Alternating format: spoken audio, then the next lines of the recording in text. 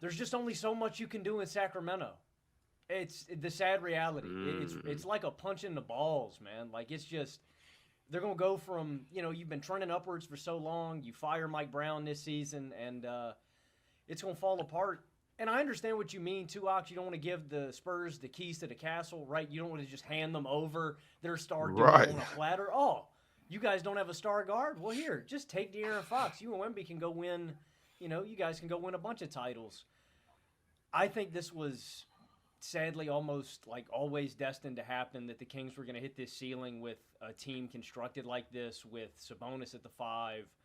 I think when we really extend the scope, I said this at the time, I thought they made a mistake by trading away Halliburton and not keeping him Thank instead you. of keeping Fox. I just like Ron, you don't believe that, Ron. You don't. Chill. You don't Okay, so believe look, that, so Ron. look, You don't. I was listening to you guys yesterday, and I heard you say that, and I've disagreed with it because Ron's been saying that too, and I just think that Fox has a ability to change pace a little more than Halliburton. So, I'm listening though. It was like I think it was like a win-win for Sacramento. When you have that 2 caliber guards that good, like it's like honestly, and it was a win-win trade at the time too, right? The Kings finally got that monkey off their back. They made the playoffs. They got there. They exercised those demons. They got a guy that worked alongside Fox and Sabonis. I always just felt with Halliburton there was a little bit, with his style of play specifically, how unselfish he was, his ability to space the floor that would lead to elite offensive production. But I do think it's run its course. I think that if you love something, you got to let him go. And I think you got to let Fox go win some games and be on a really competitive basketball team. I think that with how much smoke we're hearing, right, there was drama with Mike Brown. There's still drama in the locker room now. I think you got to deal him. And I think, and we said this on the show yesterday too, I think you just got to blow it up. And if it's San Antonio, if it's Houston, I think you just got to accept the best package with young players and young assets. And I love that deal that you're bringing up, Ox. If they can get Castle and Vassell, I mean, I think that's money. I'd like maybe a little bit more too, maybe a first or something, but they'll probably get a couple. It had two firsts involved in that. That would be a really good deal for Sacramento. Out of whatever team that I'm looking at. I just don't see the Spurs coming off Vassell. I can see Castle going. I don't see Vassell going.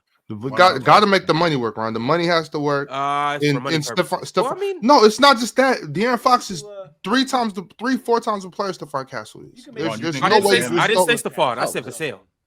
I think Stephon is automatically in the deal because you guys. Right, that's what I'm saying, Ron. Stephon Castle's not enough for De'Aaron Fox. No, I do not agree at all that Castle's automatically in the deal. I think the Spurs are really going to try to hold on to him. I mean, I think that there's a reason that they took him in the top 5. And I think that the defensive ceiling with him, the athletic ceiling, the playmaking ceiling, like what level of score is he going to be? I'm not the most convinced, but he's a really good all-around basketball player. Yeah. I think they're going to try to avoid putting either of those guys in the deal. If it ends up being Vassell, I can live with that if I'm San Antonio. I'd rather not, but I think that what Fox brings as that dynamic guard pairing with Wemby, it's just more important. But I think it's probably going to be more in draft capital. Like I'd throw an extra first in there, make it 3 firsts and Vassell and whatever contract filler, Zach Collins or what have you. I would do that before I would include Castle in the deal. I would really, really not want to give up both Castle and Vassell if I'm the Spurs. I agree. But the reason why I'm saying that, I think De'Aaron Fox's game complements Castle's more. Castle's a little bigger, so he can obviously play the 2 or the 3. Which Stephon Castle, he's athletic and big too, and he could guard different positions. I just think Vassell and Fox are like peanut butter and jelly. I think they go together perfectly. Yeah, it's an easier fit. I agree. Well, now you would have your number 1 scorer in Fox, you would have your number 2 in Wemby, and you would have your number 3 in Vassell, and all of their games kind of complement each other. Mm-hmm. Ron, if we give the Spurs De'Aaron Fox and let them keep Devin Vassell, bro, we can't do that. We can't let Castle or Castle. I mean, yeah, him too, but it's like, bro, we can't. We already talking about putting De'Aaron Fox with Victor Wembanyama. That's bad enough. So we have to run. We have to play these guys, right? Like 3 times a year. They're in the Western Conference. That is going on. That is. Yeah. Now, to your point. So to your point, one, this Sacramento team, all the points that you guys made go back to the idea of how much getting lucky matters. Because remember, this Sacramento team, when they trade for Sabonis, they make the playoffs. They're rolling. They end up in a dogfight with the Golden State Warriors. Fox breaks his hand. I think if he doesn't break his hand, I think they beat Golden State. Last year, if they don't get bit by the injury bug, that's a 50-win team. And I think that they make the playoffs last season.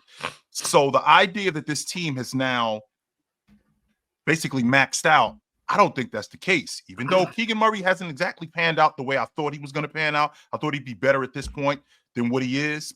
But I think that's neither here or there. I think that's what happens when you're trying to build a unit. But from what you're telling me, if we move, if you like Castle as much as you do, why am I trading for De'Aaron Fox? Why am I not building this thing around Castle? Because I already got Chris Paul to show him how to be the lead guard, right? I already have that. So why am I trading for De'Aaron Fox? This is my lead guard of the future, and I got somebody teaching him how to be lead guard, how to be the lead guard right now. Plus, I got Wemby. I don't need Fox.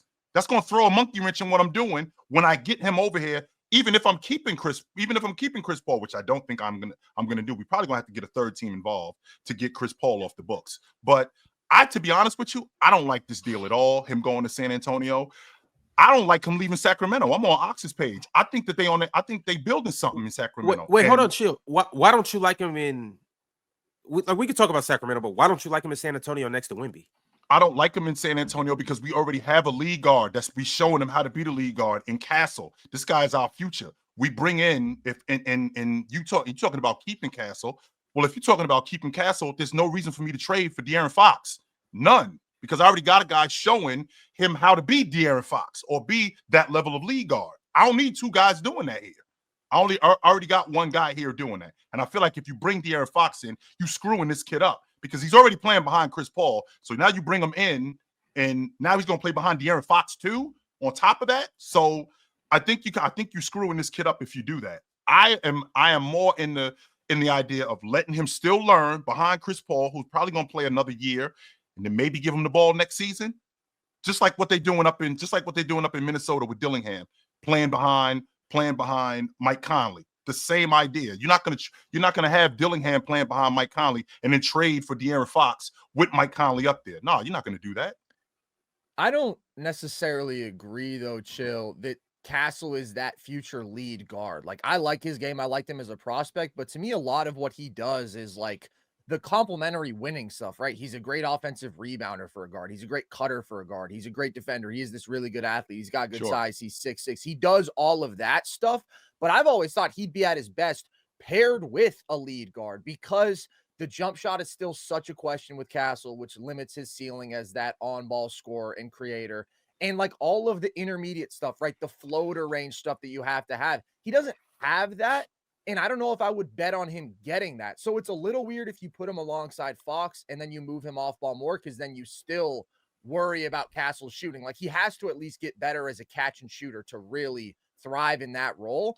But I would just prefer to take the guy who I know is a sure thing star in Fox because I'm not sure that that's the path for Castle long term, even though I do like him. And I think it is that star guard that takes Wemby up a level, that makes life easier for him offensively, creates easier shots for him around the rim and as a popper, and just takes this whole offense up a level and takes the Spurs from this team that's scrapping to be in the play into a team that we're expecting to win playoff series. If you think that Castle, because it sounds to me like you like Castle off the basketball more than you like him as a primary ball handler. That's what it sounds like to me. So if that's true, right? So if that's true, do you think he could be better than Devin Vassell?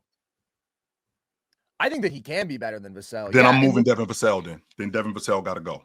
That's fair. The thing with Castle is just he has to get better as at least the catch and shooter. I'm not asking him to become some high-level pull-up shooter. Just make 34, 35% of your catch and shoot threes. Be like a Marcus Smart plus level shooter. And then he's a Marcus Smart plus level impact player because he's bigger, he's more athletic. But he does a lot of those same winning things. I just see him in a different mold. I see him more as a lead guard than I see him more playing off the basketball. I think that's where the divide is between you and me. So if he's going to play off the ball, there's no reason for me to have Devin Vassell because I don't think Devin Vassell is a backup neither. I think Devin Vassell is a guy who should be playing heavy minutes. So if I got Devin Vassell, who I think could be better than if I got Castle, who I think could be better than Devin Vassell, And I'm gonna have to. I already paid Devin Vassell. If I'm not mistaken, he already signed a contract extension. I got to get him off my books because I still got Castle on my Rook deal, and I can work around that. I just can't believe we're having this conversation right now. No, Oxen, I know where you're about to go with I don't. it. I do believe both. I don't want to it's- trade them, to be honest. It's a with good you. chance that both guys. It's a good chance that both guys go. We're just talking about if you get it, if you have the option to keep one. I'm keeping once again, like Carson said. I want the sure thing. I know Devin Vassell gave me almost 20 points a game last year. Devin Vassell shoots the ball 38% from three. Devin Vassell is 6'7", crazy athletic, plays solid defense. I want Devin Vassell at my shooting guard or at just playing the wing next to De'Aaron Fox. I want that shooter next to Wemby. What's Castle 6'5", Ron? What's he about 6'5"? 6'6". Ron, Yeah, I get what you're 6'5", saying, but 6'5". the Spurs can't do that and keep Devin Vassell. Devin Vassell has to go. They can't make this move and keep Devin Vassell. That's not an option. Okay, but there's also Orlando. I mean, there's also Orlando, Jalen Suggs, Jonathan Isaac, 3 first-round picks. You know. Hey, listen, Ox, with the 3 first-round picks, can we stop this already? I watched Mikal Bridges go for 5-1s. I watched Mikal Bridges go for 5-1, so we got to get another team involved in it. If Mikal Bridges goes for 5-1s, De'Aaron Fox goes for at minimum 4. At but minimum, there was no he goes for Jalen 4. Suggs in that deal. There's no players of any value. If you're giving up a Suggs, then 3 first. That's a lot because Suggs is a really good winning basketball player. I don't even know he's a really good defender, which I won't argue that, right? I don't know if Orlando even has to give up Suggs. I mean, you could give up, I think maybe KCP and an Anthony Black and then 3 firsts or something like that. Anthony Black. No way. No way. Really? No way. I like Anthony I like Anthony Black. I like Anthony Black a lot. All I'm saying is that if we do something like that and go for just like a young guard like that, then we need to go ahead and.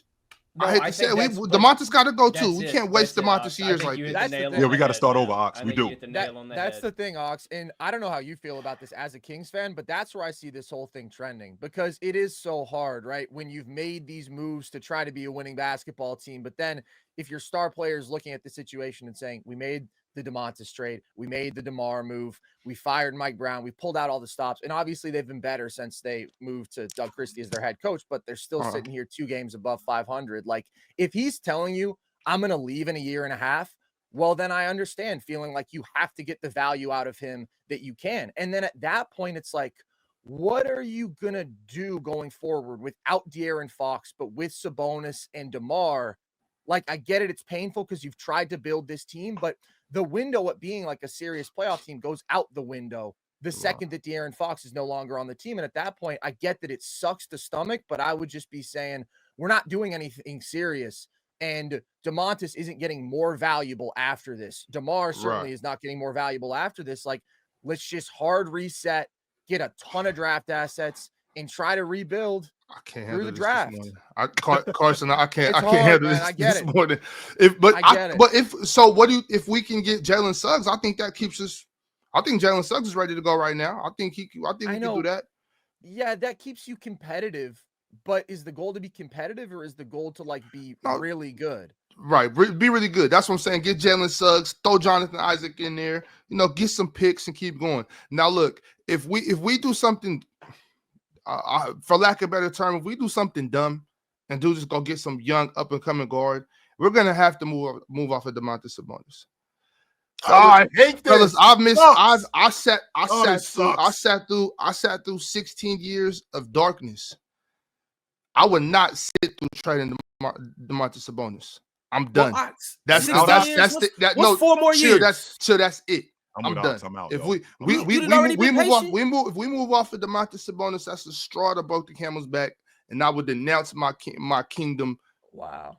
The Kings kissed their chance at a title away when they drafted Marvin Bagley over Luka Doncic. I mean, that's the one that kept him from the title. Whoa. No, keep going, Logan. Keep going. Whoa. What talks? Well, no, at the time, I mean, Marvin. At the time, Marvin Bagley was the best player in college basketball. Well, that does not mean that you project the best to the pros. I mean, I was way higher on Luka than I was on Bagley. In hindsight, it was okay. It looks like that now. I didn't think Luka would be what he is. No. I was locked in on that draft, and I remember I wrote an article at the time. This is what I was doing. I was 16 years old, and I said, if the Kings pass on Luka Doncic, it would be the most Sacramento Kings thing that they could do. I thought Luka and Ayton were in a tier above everybody else in that class. Right. But what happened if we you would have remember- drafted Ayton? I didn't think Luka would be what he is, but I definitely liked him a lot more than Marvin Bagley. But it was different for what they were trying to do. They already had Fox, so they Why had they had beef? Yeah, Why but they I had thought beef Luka with and Fox Luka's could complement dad? each That's a other. fireable offense right there. Let's make sure we clear on that. That right there could get you fired on the spot. Why did you take Luka? Because I don't like his father. You got to go. You got to go. Yeah. Right? That's You gotta Vonnie go. Devon's behavior. Or- Yeah. or Shit, that right there. we passed up on Klay Thompson. We passed up on so many people. Like we've met the draft. I don't even want to get into that, though. We've done You some weren't a big egregious fan of things the in the Papa draft. Giannis move, man. I thought that was a Oh home my run. God, we drafted Thomas Robinson. I wasn't mad at the Ben McLemore move until 2 years after either. I We was wrong drafted about Nick Thomas Stauskas. We drafted Jimmer Fredette. We've done some really bad things in the draft. So drafting Marvin Bagley, I wasn't mad at that because Marvin Bagley was really that good It's in just- college, but It's really it worked hard. out terribly. It's really hard to build a winner in Sacramento, which is why it's so vitally important that you hit on all your picks and you gotta. It's probably. I mean, would you guys say? I mean, one of the 5 hardest places to win in the NBA. I mean, Yes. it might be the hardest place to win in the NBA. outside of Charlotte. I forgot about Charlotte. Outside of Charlotte. But Carson, to your Maybe point, Memphis. Memphis has done a whole lot more winning, man. I don't know. But Carson, if you think about how Sacramento was building this unit, they trade for Sabonis. Okay, you got your 5 man. You already had your lead guard in De'Aaron Fox. You draft Keegan Murray. You get a gift from the Lakers. Monk walks through the front door for a bucket of extra crispy and a 6-pack, right? You end up finding Ellis. So this thing is working, right? This thing is working. Whereas you're missing on draft picks years ago. This De'Aaron Fox, he doesn't want to stick around to see what else is going on, even though this is the unit that can probably pay him the most. And I feel like in terms of success, he can probably get it here quicker. As good as Wemby is, I still think that that's a project down there in San Antonio. I don't think that that's something that's happening to. Don't forget, this team, I mean, for all intents and purposes, I think they won 22 games last year. This year, I think they're on their way to winning like what, close to 40 games. Now with De'Aaron Right now Fox, they're 20 and 23. Okay, so they're on their way to doubling their win total. I can appreciate that part, Ron. But what I'm thinking is, with what Sacramento was building, you got arguably one of the 5. Not arguably, I take that back, Ox. You got one of the best 5 men, and you got one of the 5 best 5 men in the game. You got one of the 5 best lead guards in the game. Second best 5 men in the game. You got Keegan Murray, who hasn't panned out like I thought he would, but he is getting better. I thought it would be faster than what it is. This thing is working. You just got decimated by injury. That's what screwed it up. You keep saying Keegan Murray hasn't panned out. Keegan Murray, the only thing is he's just, DeMar DeRozan got in the way of what it looks like offensive production. Yeah. Other than that, Keegan Murray's playing great defense. He's doing his thing. I don't think Keegan Murray has regressed at all. It just looks that way because there's another offensive guy on the team. Yo, And he's Mars, having a rough shooting year. Yeah, that's true. I want to hear from you, Mars. But before we do that, Chillin' Ox, can we cut the bullshit? What's the bullshit? What bullshit? De'Aaron Fox don't want to stay and play with Sabonis and Keegan Murray when I got an alien, a unicorn, a generational talent, a top 10 player in 40 games into his second year, Victor Wembanyama. I'm sorry, Ron. I got the league leading rebounder who led the league in double doubles and triple doubles last season. I think he's doing that right now. I think he's an all pro. It's not like He's not leading the NBA in 3-point percentage right now. On top of that, it's not like I'm playing. Chill, you got to remember who you're talking to up here. Chill. I keep forgetting. This Mr. Designer. You know what I'm saying? This is the guy. This is the guy that would freeze to death if you don't give him a designer jacket. You damn right. That's Gucci. That's Louis. It's only. DeMontis Sabonis, with all due respect to Coach, that's Coach. I don't want to wear Coach. I want to wear Louis. Coach is still fresh. Coach is still dope. Okay, Ron. I'm sorry. It's all about the names. It's all about the names for Ryan. Which is still good here, Ox, because I live in the same neighborhood as you. You just got 2 more bedrooms in your house than I do. You just got another Bentley in the garage. I got one too, though. It's funny that I got 2 guys up here that actually know how to use their brains. Now, I'm going to ask you guys something because I seen something on your social media. You guys did your top 10 players of who you would build around or the easiest players to build around. Logan, you mind telling me who was at the top of your list? I'm pretty sure I had Wemby number 1. Yeah. Why did you have Wemby number 1? I mean, I don't know how you could justify having anybody else number 1. The only guys I think I'd hear an argument for, like right now, is like a Jokic or a Luka, just because those guys are already there. But I mean, you look at Wemby's trajectory, it's like a LeBron trajectory, right? And LeBron lived up to all the hype. When he entered the league, he was the chosen one. If he didn't become the greatest player of all time, it was going to be a disappointment. And I feel the same way kind of about Wemby. If he doesn't become the GOAT, he's not going to live up to his expectations. That's the bar for him. The bar is the greatest player of all time. Like, he's just got, I think he's going to be the greatest defensive player ever. I think he's well on his way to winning Defensive Player of the Year already this year. He can just do stuff that other guys can't. He can block shots that nobody in basketball history could. And I still think he's growing there, too. Like, I think instincts-wise and positioning and defending in space, and as he gets stronger, I think he's going to be an even better defender. And then offensively, you're seeing a guy that can hit, he's taking 10 threes a night from, at like a 40% clip. Now, I don't think that's going to be the bread and butter of Wemby's game when he gets older. I think it should be much more post-based, right? Like him going to work on the low block and attacking mismatches and just getting really – because, I mean, when he goes on the low block, he can just reach his arm out and he's at the backboard, right? But, I mean, you're looking at a guy that – I don't know if he's going to be like a for sure bona fide number 1 offensive player. I expect him to get there one day.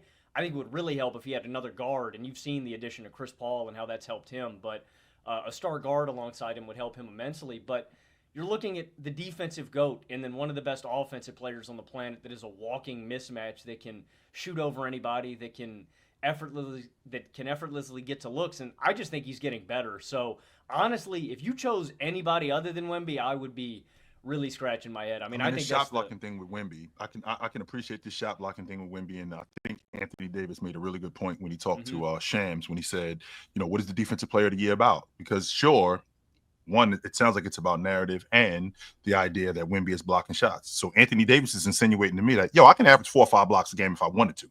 If that's what this is really about, I can do that. On top of that, Logan, we've actually seen this before. I mean, Mark Eaton had a 5-year stretch. We averaged 4 blocks a game. Lajuan had a 4-year stretch. We averaged 4.5 blocks a game. It was going on. And he did it in a big man league. Like, we're doing it now where, the big man isn't nearly as dominant and as prevalent, even though big men's still around and they're still alive and well.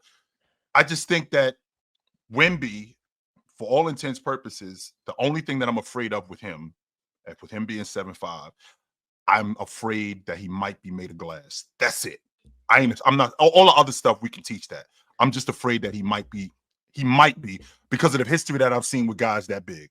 If he's not, I'm all in. If he's not, all my chips are pushed to the front of the table.